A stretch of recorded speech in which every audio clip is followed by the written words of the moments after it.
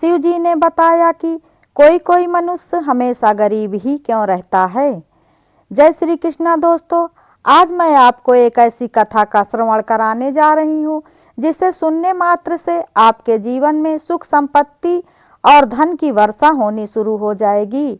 तो चलिए कथा को प्रारंभ करते हैं। एक बार माता पार्वती जी ने भगवान शिव जी से पूछा कि हे देवों के देव महादेव, धरती पर कोई कोई मनुष्य हमेशा गरीब ही क्यों रहता है।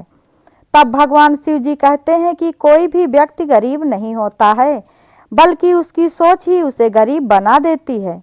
जो इंसान जिस प्रकार की जितनी बड़ी सोच रखता है, उसे उतनी ही बड़ी सफलता प्राप्त होती है। हे देवी, आज इस कहानी के माध्यम से मैं तुम्हें बताऊंगा कि जिससे प्रत्येक मनुष्य अपनी गरीबी को हमेशा के लिए समाप्त कर सकेगा और फिर जीवन में उन्हें कभी भी गरीबी का सामना नहीं करना पड़ेगा। अगर आप भी ये कहानी सुन रहे हैं तो इसे पूरा सुनिएगा। इस कथा को आधा अधूरा छोड़कर जाने की गलती से भी मत करिएगा, क्योंकि जब आप इस कथा को पूरा सुनेंगे तभी आपको सही और पूरा ज्ञान प्राप्त होगा, क्योंकि आधे अधूरे ज्ञान से हमें कभी भी कुछ भी हासिल नहीं हो पाता है। तब माता पार्वती जी कहती हैं कि हे प्राणनाथ, आप कृपा करके मुझे इस बात का मतलब समझाएं। तब भगवान शिव जी कहते हैं कि हे देवी, इस कहानी को ध्यान से सुनने से आपको सब कुछ समझ में आ जाएगा, क्योंकि आज की कहानी बहुत ही ज्ञानवर्धक और प्रेरणादायक कहानी है। इसलिए आप इस कहानी को पूरी तरह ध्यान से सुने। अब मैं आपके समक्ष इस कथा को प्रस्तुत करता हूँ। एक समय की बात है, एक गुरु और उनका शिष्य 4 धाम की यात्रा पर जा रहे थे। चारों धामों की यात्रा करते हुए गुरु और शिष्य दोनों बहुत ही थक गए थे और उन्हें बहुत प्यास भी लगी थी। इसके साथ ही उस दिन धूप भी बहुत तेज हो रही थी।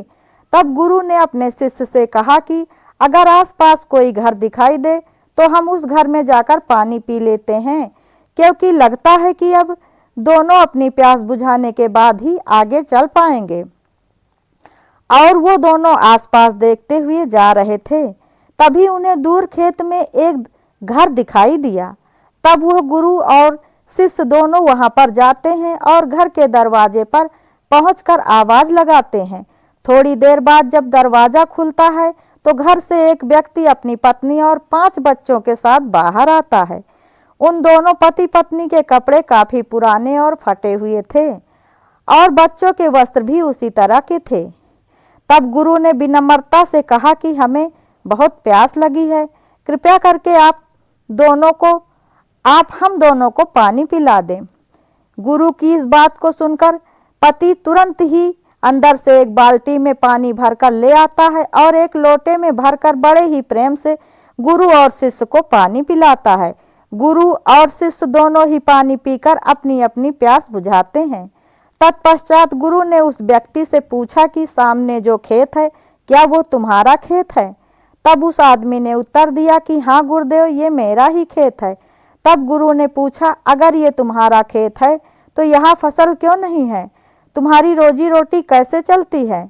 तब उस व्यक्ति ने बताया कि गुरुदेव, हमें मेहनत करने की कोई ज़रूरत नहीं पड़ती है, क्योंकि हमारे पास एक बहुत ही अच्छी और दुधारू गाय है और वो हर रोज 6 लीटर दूध देती है। हम उस दूध को बेचकर अपनी ज़रूरतों को पूरा कर लेते हैं, इसलिए हमें और मेहनत करने की ज़रूरत नहीं पड़ती है।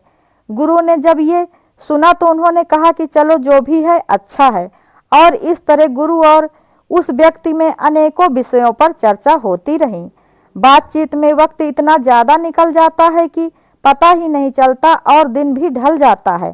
तब वह व्यक्ति गुरु से निवेदन करता है कि गुरु जी, कृपा करके आज आप दोनों हमारे यहाँ रात गुजार लीजिए और कल सुबह चले जाइएगा। आज की रात कृपा करके मेरे आवास में ही विश्राम करें और हमें अपनी सेवा करने का मौका प्रदान करें। और गुरु जी ने उसके प्रस्ताव को स्वीकार कर लेते हैं। अब गुरु और शिष्य रात को उस व्यक्ति के घर में ही ठहरते हैं। उस व्यक्ति की पत्नी बहुत स्नेह और प्रेम से भोजन तैयार करती है और गुरु और शिष्य को परोसकर उन्हें खाने के लिए देती है। भोजन का सेवन करने के उपरांत उन्हें विश्राम करने के लिए उचित व्यवस्था भी करके दी जाती है। फिर परिवार के सभी सदस्य भी सोने के लिए चले जाते हैं, लेकिन मध्य रात्रि के समय गुरु की आंखें खुल जाती हैं। गुरु ध्यान पूर्वक और शांति से अपने शिष्य को की ओर बढ़ते हैं और वो अपने शिष्य को उठाते हैं। शिष्य को उठाने के बाद गुरु उसके कानों में चलने के लिए कहते हैं। शिष्य आश्चर्यचकित होकर गुरु जी की तरफ देखने लगता है। फिर गुरु जी उससे कहते हैं कि हमें यहाँ से इसी वक्त प्रस्थान करना ही होगा और हमें इस व्यक्ति की गाय को भी अपने साथ ही ले जाना होगा। अब गुरु जी की ये बात सुनकर उनका शिष्य और भी भौचक्का हो जाता है और वह चिंतन करता है कि मेरे गुरु जी तो बहुत बुद्धिमान व्यक्ति हैं, तो वो पाप करने की सोच भी नहीं सकते हैं, परंतु आज ये इस गाय को चोरी करने की बात कैसे कह सकते हैं। शिष्य बहुत ही ज्यादा सोच में पड़ जाता है, लेकिन सोचता है कि कुछ भी हो मैं उनका विरोध नहीं कर सकता हूँ। कुछ देर तक सोचने के पश्चात उसकी समझ में ये बात आती है कि हर मनुष्य के जीवन के उनके गुरु ही मनुष्य के प्रमुख मार्गदर्शक होते हैं। अगर मैं गुरु की अवहेलना करूँगा तो मुझे ज्ञान प्राप्त नहीं होगा। अगर मैं उनके आदेशों की अवहेलना करूँगा तो मैं गलत साबित हो सकता हूँ, अतः वह मुझसे नाराज भी हो सकते हैं।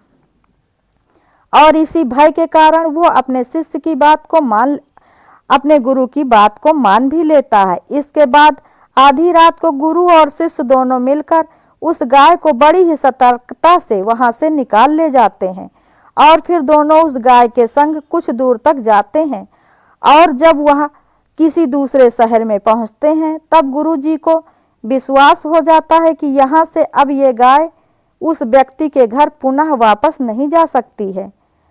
तब वहां पर गुरु जी ने अपने शिष्य को कहा कि अब इस गाय को यहीं छोड़ दो। तब शिष्य ने उस गाय को वहीं छोड़ दिया और फिर गुरु व शिष्य आगे गांव की तरफ चल देते हैं। ये सब देखकर शिष्य की आंखों में आंसू आ गए थे। वो समझ नहीं पा रहा था कि उस व्यक्ति का एकमात्र सहारा, एकमात्र आय का साधन उसकी गाय ही थी। अब हम लोग उसे भी चुरा कर ले आए हैं। मुझे समझ में नहीं आ रहा है कि मेरे गुरुजी ने ऐसा क्यों किया है। वो तो सदैव धर्म का पालन करते हैं, तो फिर उन्होंने ऐसा अधर्म क्यों किया। इन सभी प्रश्नों का जवाब खोजता रहता था, परंतु कभी भी उसे कुछ भी समझ में नहीं आता था। इसी तरह देखते देखते कई महीने गुजर जाते हैं और फिर एक दिन गुरु जी का देहांत हो जाता है। फिर वही शिष्य गुरु का स्थान ले लेता है। वह अब हर प्रकार के ज्ञान में परिपूर्ण हो चुका था। बहुत समय बीत जाने के बाद एक रोज उसे उस व्यक्ति की फिर से याद आती है जिसकी गाय को चुरा कर ले गए थे। उस शिष्य को लगता है कि उस व्यक्ति से मिलकर माफी मांगनी चाहिए और मैं उसकी कुछ सहायता कर सकता हूं तो अवश्य ही करूंगा। शायद मैं उसे कुछ पैसे दे दूं ताकि उसके जीवन में कुछ सुधार हो सके। ये सोचकर वो उस व्यक्ति के घर जाने का निर्णय लेता है। फिर वह उस व्यक्ति के पास जाने के लिए चल देता है और जब वह वहां पहुंचता है तो वो वहां पर यह देखकर चकित रह जाता है कि अब वहां पर एक शानदार मकान बना हुआ है। फिर वह सोचता है कि ये कैसे संभव हो सकता है।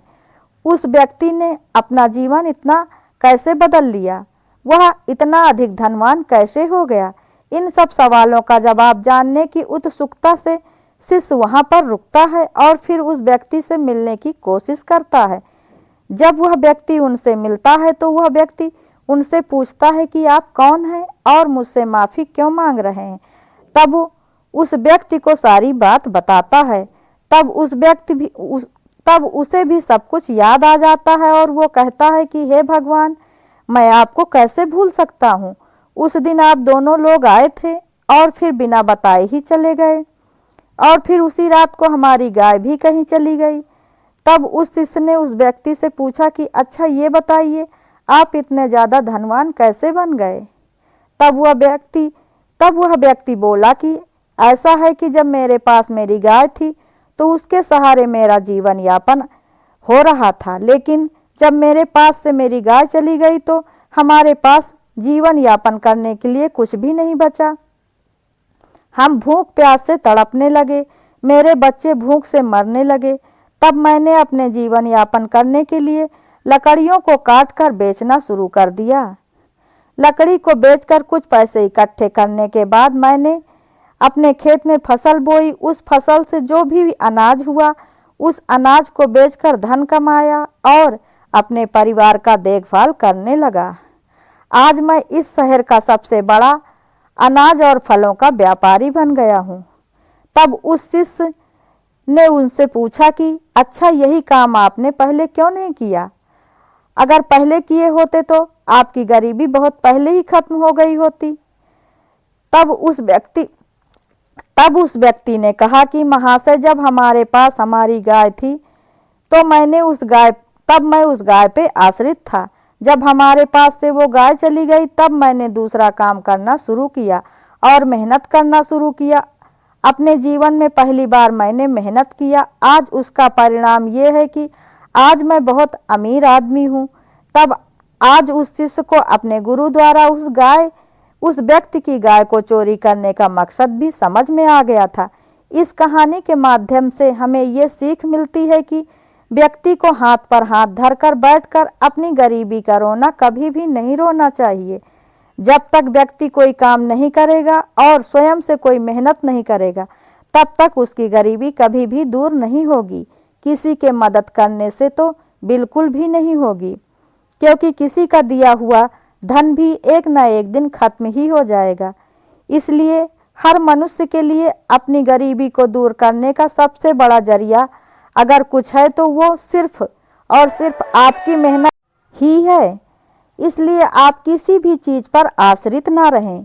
किसी भी चीज़ को लेकर सिर्फ और सिर्फ तब तक सीमित ना रहें। किसी चीज़ को लेकर सिर्फ उस तक सीमित ना रहें, उससे आगे बढ़ें, क्योंकि आगे बढ़ने की सोच ही हमें अमीर बनाती है, क्योंकि आगे बढ़ने का नाम ही जिंदगी है।